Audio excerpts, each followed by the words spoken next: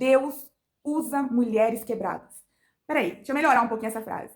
Deus restaura mulheres quebradas. Deus não descarta mulheres quebradas. Porque quando a gente fala assim, Deus usa mulheres quebradas, parece que ele não se importa com os nossos quebradiços e vai nos enviar para qualquer lugar da forma como nós estamos. Não, não é sobre isso que nós precisamos falar. Sobre sermos enviados de qualquer jeito, sobre não nos preocuparmos com os nossos cacos.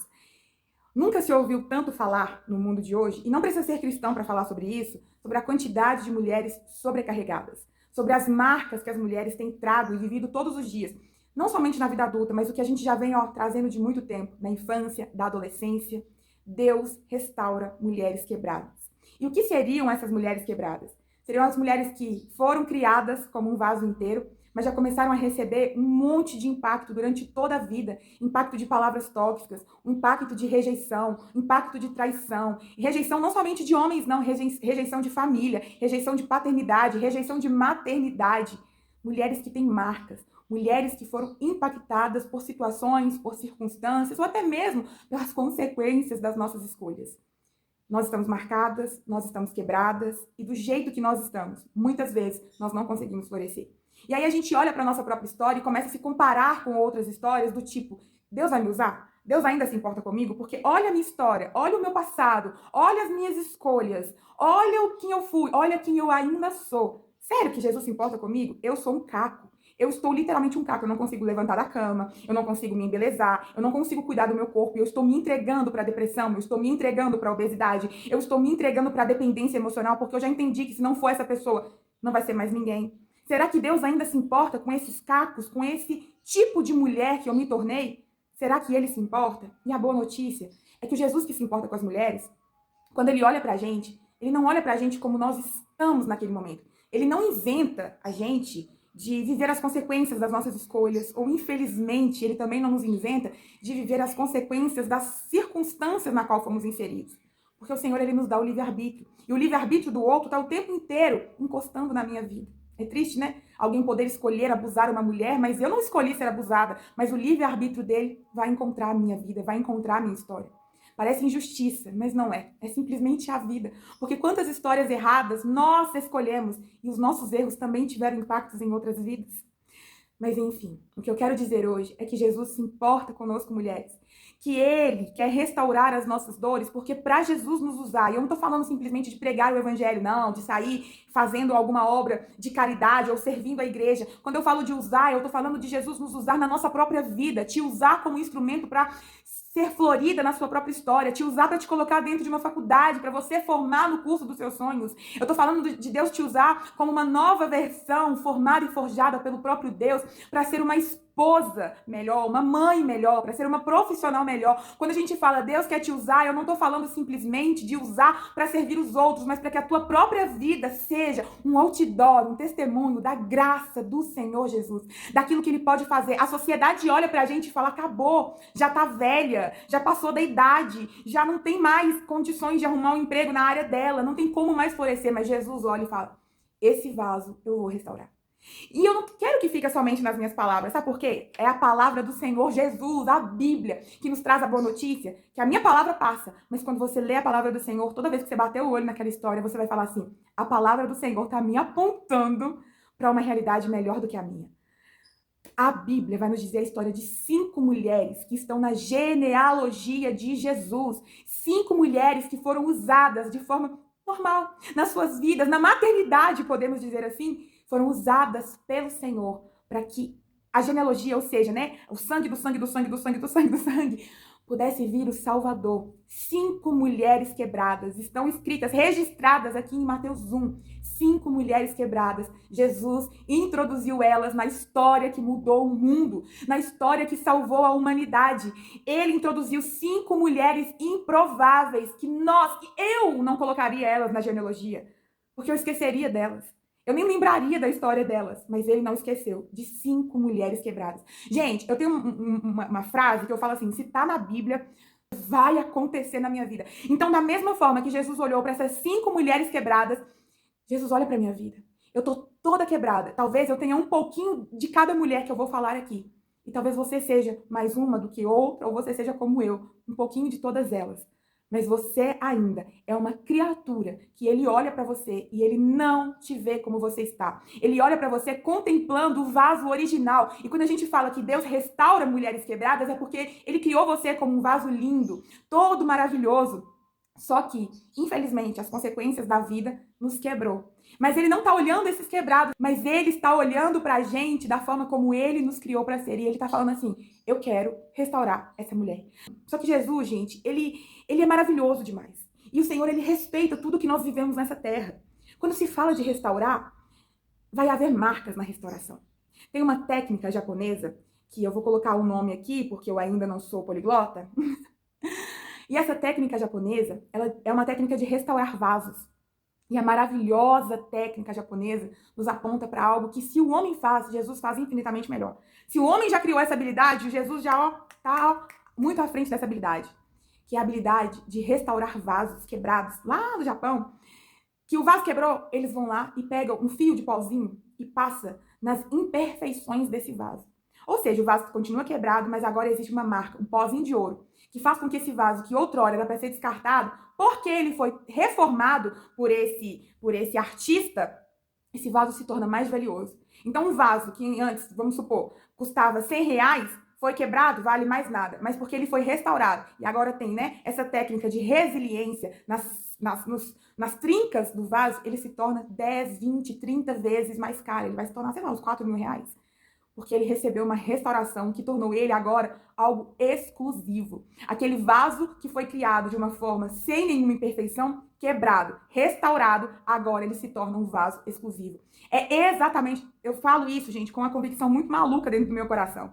Porque se o homem foi capaz de criar essa técnica, se o homem foi capaz de entender que um vaso restaurado, porque colocou pozinhos de ouro nas trincas, nas rachaduras desse vaso, ele se torna mais bonito porque ele se torna exclusivo, Jesus já tem feito isso nas nossas vidas, na vida de muitas outras mulheres, muito além dessa técnica japonesa. Essa técnica japonesa só confirma diante dos nossos olhos aquilo que verdadeiramente o Senhor tem feito de tempos em tempos, desde Eva, desde Sara, desde Rebeca, até as nossas vidas. Porque a gente precisa lembrar que a Sara, que a Rebeca também eram mulheres quebradas, né? Quebradas pela infertilidade. E ele estava lá, restaurando o vaso delas, colocando marcas, pozinhos de ouro nas suas imperfeições. Na infertilidade delas, o Senhor estava ali, colocando maternidade que gerou uma nação. E nós estamos aqui por conta desse pozinho de ouro, dessa restauração que ele fez na vida delas. Gente, é bonito demais entender que esse Deus continua agindo nas nossas vidas. Como eu comecei esse vídeo, nunca se ouviu tanto falar numa geração de mulheres quebradas, de mulheres sobrecarregadas, de mulheres que estão sendo mortas simplesmente por serem mulheres. Antigamente falava-se, né? Pediu para morrer por causa da roupa. Hoje a gente vê que não é por causa da roupa, não. É pelo simples fato de você ser mulher. E as mulheres quebradas são mulheres que viveram alto impacto. Impacto na infância, na adolescência, na vida adulta, ou que viveram impacto a vida inteira. Pessoas que sofreram grandes consequências, que foram inseridas em circunstâncias difíceis e hoje tem marcas, aliás, tem cacos. Sabe o que o Senhor quer fazer nos nossos cacos? Colar esses cacos e passar um fio de unção nas nossas vidas. E aonde era rachadura, agora começa a ser capacitação, unção e testemunho para um novo tempo, para uma nova temporada. 5 mulheres que estão ali na genealogia de Jesus: Tamar, Raabe, Ruth, Betseba e Maria. 5 mulheres quebradas. Tamar foi quebrada pela injustiça. Ela casou com o filho de Judá, ele era ruim para ela, provavelmente um homem tóxico, não quis ter filho com ela, Deus tirou a vida dele, ela casou com o segundo filho de Judá. O segundo filho de Judá também não queria dar um filho para Tamar, porque aquele menino seria filho do primeiro homem dela, do primeiro marido. Então, na hora de ter relações com ela, ele tirava o sêmen, justamente para torná-la uma mulher de útero seco. O Senhor, vendo a maldade daquele homem com Tamar, tira a vida dele de novo. Tamar, então, seria dada a casamento para o terceiro filho de Judá, que era um adolescente na época, e não tinha idade para casar. Então, Judá vai lá e fala com ela: olha, Tamar, ainda não está na idade do menino casar, mas quando ele tiver na idade de casamento, aí sim, eu darei ele para você em casamento. Só que Judá guardou um medo no coração: poxa, meus 2 filhos casaram com essa mulher e morreram, o terceiro também vai morrer. Chegou a idade do menino casar com Tamar e ele não foi dado em casamento para ela. Ela foi jogada às traças, em um tempo onde as viúvas eram literalmente descartadas, ninguém se importava com as viúvas. E ela foi ali marcada pela injustiça de Judá. Só que ela teve uma estratégia. Ela se veste de prostituta, para no meio da estrada e ali o próprio Judá, que era o sogro dela, tem relações com ela.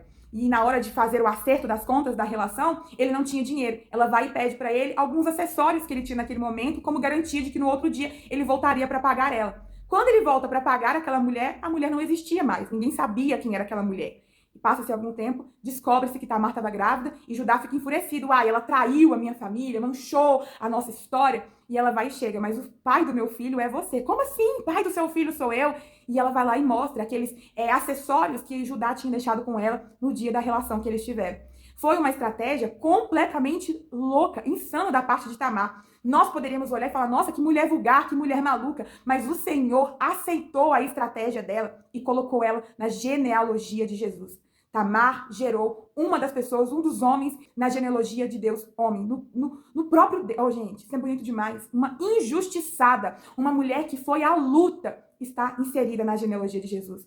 A outra mulher, também quebrada, inserida na genealogia de Jesus, é Raabe, quebrada pelo passado, quebrada pela prostituição. Nada mais, nada menos do que literalmente uma prostituta, vendendo o corpo, fazendo do seu templo sagrado a Deus como um comércio de homens que iam ali só tocá-la.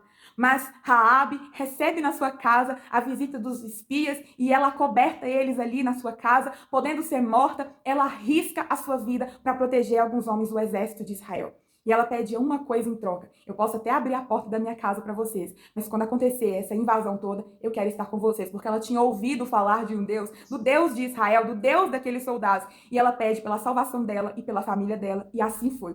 Raabe tem a sua vida reconstruída de uma prostituta, de um comércio humano sexual. Ela vai parar na genealogia do Todo-Poderoso. Como que Deus santo, tão maravilhoso, tem na sua história uma prostituta? A resposta é simples. Ele restaura mulheres quebradas pelo passado. Nada mais, nada menos do que Jesus fazendo aquilo que ele tanto se importa, nos conectando, fazendo com que ele se torne acessível a nós. E a partir do momento que você reconhece quem ele é, abandona a sua vida de pecado, põe na sua vida um paninho igual de escarlate, igual Raabe colocou na janela da casa dela, põe Jesus, eu tô aqui, ó, me limpa com o teu sangue. Ele vai lá e restaura mulheres quebradas pelo passado. A terceira mulher quebrada que está ali na genealogia de Jesus é a própria Ruth, a nora de Noemi, a estrangeira. Não tinha DNA para poder estar ali, mas foi incluída na genealogia de Jesus. Outra história linda, maravilhosa, de uma mulher quebrada pela crise financeira, quebrada pelo luto, pela perda, uma viúva que se humilhou. Ela corria atrás de alimentos que eram deixados pelos agricultores. Ela era uma andarilha. Podemos dizer que uma pessoa que ficava pedindo emprestado, uma mulher que ficava comendo do resto das pessoas, não tinha probabilidade de Ruth recomeçar a vida dela porque ela não tinha recursos. Mas o Senhor olhou para Ruth. E além de tudo, não era só ela, né? Ela tinha uma outra mulher com ela, uma mulher mais velha, que provavelmente seria um peso. Muitas vezes você olha para as pessoas e pensa assim, poxa, se fosse só eu sozinha na vida, eu aguentava esse BO aqui, eu aguentava essa sobrecarga, mas não estou sozinha. Eu tô com os meus filhos, eu tô com meu marido, eu tô com os meus pais, eu tô com não sei quem. Como a Ruth tinha Noemi, para poder também alimentá-la. Talvez para Ruth seria mais fácil ir embora, conquistar outra coisa, mas ela permaneceu com a sogra, ela permaneceu fiel, e o Senhor olhou para ela e apresentou para ela um resgatador Boaz. Deus restaurou a vida financeira de Ruth, a vida amorosa de Ruth, a vida familiar de Ruth, e ela nada mais, nada menos foi do que uma avó de um rei, o rei Davi. Ela foi inserida na genealogia de Jesus. Uma mulher quebrada pelo luto, quebrada pela falência, quebrada pela perda, uma estrangeira. A quarta mulher quebrada que foi parar ali na genealogia de Jesus é a mulher de Urias. A Bíblia não fala que Betseba está na genealogia de Jesus. A Bíblia fala que a mulher de Urias está na genealogia de Jesus. E nós sabemos que essa mulher de Urias é a própria Betseba. Mas o Senhor, que não inventa os pecados de nenhum de nós, colocou na genealogia de Jesus a marca dessa mulher quebrada pelo abuso. Quando a gente olha a história de Davi e de Betseba, a gente acha que foi uma traição por ambas as partes, mas nós precisamos entender o contexto cultural daquele tempo. Ela era uma empregada do palácio. Ela era uma empregada do reino de Davi. E Davi usou do abuso de liderança, do abuso, da autoridade de rei, para poder levar a Betseba para dentro do castelo. Ela não podia dizer não para ele. Então, quando a gente pega alguém que não pode dizer não, que não tem palavra ativa para poder dizer eu não quero ter relações com você, é um abuso, é um estupro. Na genealogia de Jesus, tem uma mulher abusada, quebrada pelo abuso sexual e pelo abuso de autoridade. Conseguem ter dimensão? de que uma mulher que foi quebrada pelo abuso está na genealogia de Jesus? Quantas vezes mulheres que foram abusadas na infância, na adolescência, ou estão sendo abusadas agora na vida adulta, se descartam e são descartadas pela igreja, pela sociedade, mas o Senhor Jesus não descartou. Colocou essa mulher na genealogia. Ela faz parte da história que mudou o mundo. Betseba, marcada pelo abuso. E a quinta mulher, marcada, quebrada, que também está na genealogia, é nada mais, nada menos do que a menina Maria. Maria era uma jovem, uma adolescente. Gente, ela tinha planos e sonhos de uma menina comum para aquele tempo. Sonho de casar com José, sonho de ter um casamento, de ter a sua casinha e de ter os seus filhos e de viver uma vida bonitinha dentro dos padrões das meninas daquele tempo. Ela foi quebrada pelos planos de Deus. Maria foi quebrada pelo chamado. A partir do momento que o anjo entrou na vida dela, deu para ela uma notícia: você foi agraciada, e ela aceitou aquela missão, a vida de Maria nunca mais foi o mesmo. Sonhos, planejamento, o casamento que ela queria ter com José foi um casamento às pressas, um casamento à corrida, a casinha que ela sonhava não teve. Quebrada pelo peso do chamado, renunciou todos os seus planos, todos os seus projetos para gerar o Salvador. 5 mulheres quebradas de todas as formas, pelo abuso, pela injustiça, pela rejeição, quebrada financeiramente, pelo luto, pela prostituição, pelo passado. E o que difere das nossas histórias? Da minha? Eu sou um pouquinho de cada uma delas. E quando eu olho para a história delas, essas mulheres que Jesus colocou dentro do plano dele para anunciar as 5 vozes proféticas femininas na genealogia de Jesus, para anunciar a vinda de Jesus, nós podemos olhar para a nossa história e entender uma coisa: eu posso ser restaurada. Nas minhas cicatrizes, o Senhor pode plantar flor. Aonde há tanta dor, Ele pode colocar a assinatura dele nas minhas asas, me permitir voar como uma borboleta livre, leve, maravilhosa para a glória dele. E me incluir hoje como uma voz profética para anunciar o plano que ele tem para a volta dele. Essas 5 mulheres foram usadas por Deus para anunciar a vinda do Messias, que já veio. Hoje nós podemos ser usadas como mulheres que vamos anunciar através das nossas histórias, das nossas marcas, a volta do Senhor. Deixa eu te dizer uma coisa, para a gente finalizar. Deus, Ele usa mulheres marcadas. Sabe por quê? É exatamente as nossas marcas que vão nos dar autoridade para poder falar dele em um mundo caótico. Eu tenho certeza que se você for ministrada por uma mulher que não tem marca nenhuma, você olha para ela e fala assim, que credibilidade que essa mulher tem. Mas quando uma mulher mostra para você aqui, olha as minhas marcas, olha as marcas do abuso que eu tenho, e Deus curou ela, você para ouvir aquela mulher de uma forma diferente. É exatamente isso que o Senhor nos faz quando Ele nos marca. Tem marcas que vão nos dar acesso a lugares que dinheiro não vai nos dar, não vai abrir portas, que passaporte não vai nos levar, mas as nossas marcas vão nos levar para aquele lugar. A autoridade divina que o Senhor tem sobre as nossas vidas, quando Ele põe nas nossas rachaduras o pozinho dourado, o óleo da unção, a cicatrização que um processo que só o Senhor Jesus pode nos dar, tem marcas que nos levam para lugares inacessíveis, mas elas abrem portas. Da mesma forma que feridas, nós não podemos chegar em alguns lugares, porque feridas, nós somos cacos que ferem outras pessoas. É como se nós fôssemos muito bonita, mas uma flor cheia de espinho. Quando alguém chega para tocar na gente, ele espreme o dedo e sangra, porque nós estamos cheios de espinhos, cheios de autodefesa. E o Senhor quer nos transformar nessas autodefesas, aonde a rachadura, Ele quer colocar em nós cicatrização de unção de um processo que Ele nos permite viver, que Ele nos submete a viver quando o nosso coração entende e aceita que, Jesus, eu quero ser curada, eu quero ser transformada, eu quero ser tratada, eu sou uma mulher quebrada, mas eu não quero ser um caco, eu quero ser como esses vasos lá do Japão, que são restaurados pela própria mão do maior criador do mundo. E Ele vai ali restaurando as nossas imperfeições, restaurando os impactos que um homem fez na nossa autoestima, restaurando os impactos que uma crise financeira, que uma falência ou que uma decepção profissional fez na nossa história. Ah, gente, é esse Jesus que a gente crê. Nós podemos olhar para características do Senhor e pensar assim, poxa, se Ele não errou com Betseba, se Ele não errou com Maria, se Ele não errou com Ruth, e se está na Bíblia, vai acontecer na minha vida? Ele não vai errar comigo. Me diz qual mulher que verdadeiramente acreditou no poder do Senhor Jesus e foi deixada para trás por Ele. Não tem. Talvez muitas estão vivendo o processo, mas já tem algo para contar. Eu estou chegando lá e vão chegar, porque confiaram no Senhor. Deus usa mulheres quebradas. Isso pode nos fazer acreditar desde já que tem restauração chegando, que tem transformação chegando, que tem cura, que tem autoridade, que tem testemunho, que Ele nos fará rir de novo. E eu finalizo esse vídeo falando sobre exatamente isso. Jó 8:21 diz, Ele fará você rir de novo e dar gritos de alegria. Gente, Jó 8:21. Pega a sua Bíblia e risca a sua cor preferida esse versículo, para toda vez que você estiver em desespero, quando você estiver com as suas feridas latejando de dor, Fala com ele, Senhor, põe restauração de unção nas minhas rachaduras. Põe esse versículo nas suas rachaduras. Ele me fará rir de novo e dar gritos de alegria. Só pra finalizar, eu sei que esse vídeo já tá grande. Teve uma vez, alguns anos atrás, que eu fui traída em um relacionamento que eu tinha. E, por sem querer querendo, essa pessoa enviou uma foto dele no motel com outra mulher em um grupo de WhatsApp onde eu estava. Junto com um monte de amigas minhas, com um monte de gente conhecida, com um monte de gente desconhecida, mas que me conhecia. E foi uma humilhação muito grande naquele dia. E eu lembro que na hora que eu abri a foto, eu vi que tinha um arquivo enviado dele no WhatsApp, eu abri a foto assim, achando que era uma foto comum. Quando eu fui ver, era ele, num motel com uma outra pessoa. Ele ia enviar aquele arquivo para um grupo de amigos particular e sem querer ele apertou e enviou pro grupo errado. E no auge, né, ali no motel, ele nem viu que ele tinha mandado pro grupo errado. E eu fiquei ali com aquela foto. Na hora que eu abri aquela foto, eu simplesmente caí pra trás. Eu tava sentada na cama, graças a Deus. E eu caí pra trás, eu desmaiei, eu fui acordar de madrugada. Me deu um apagão na mente, meu coração, a minha mente foi assim tão impactado, tão quebrado, que eu caí. E no outro dia eu tava muito humilhada, eu tava com vergonha de abrir o grupo, porque todo mundo sabia do nosso relacionamento, né? É uma humilhação, que a mulher não era eu.